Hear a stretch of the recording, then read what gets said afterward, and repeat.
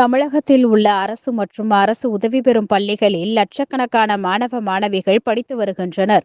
இதேபோல் பாடம் கற்பித்துக் கொடுக்கும் பல்வேறு நிலைகளில் பணியாற்றி வரும் ஆசிரியர்கள் தங்களது குழந்தைகளை பெரும்பாலும் தனியார் பள்ளிகளிலேயே படிக்க வைத்து வருகின்றனர். அரசு பள்ளியில் பணியாற்றும் ஆசிரியர்கள் அவர்களது குழந்தைகளை அரசு பள்ளியிலேயே படிக்க வைக்க வேண்டும். அப்போதுதான் அரசு பள்ளியில் படிப்பு தரம் உயர வாய்ப்புள்ளது என்றும் கருத்துக்கள் நிலவி வருகிறது. இதற்கு முன்னுதாரணமாக நாகை மாவட்டம் திருக்குவளை அருகே கீரம்பேர் பகுதியை சேர்ந்தவர் வீரபத்ரன்.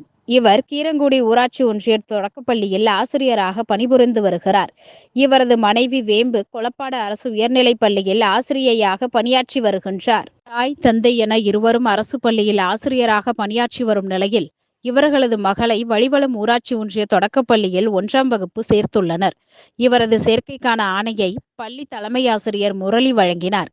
இதுகுறித்து ஆசிரியர்கள் கூறுகையில், அரசு பள்ளிகளும் தற்போது தனியார் பள்ளிகளுக்கு இணையாக உள்ளது. பல்வேறு கட்டமைப்பு வசதிகள் மேம்படுத்தப்பட்டுள்ளது. நாங்களும் அரசு பள்ளியில் படித்துவிட்டுதான் இப்பணிக்கு வந்துள்ளோம். எனவே எங்களது குழந்தையையும் அரசு பள்ளியிலேயே படிக்க வைக்க வேண்டும் என்று நினைத்து சேர்த்துள்ளோம். இதுபோல் மற்ற ஆசிரியர்களும் அரசு பள்ளியில் சேர்க்க முன்வர வேண்டும் என்றார்.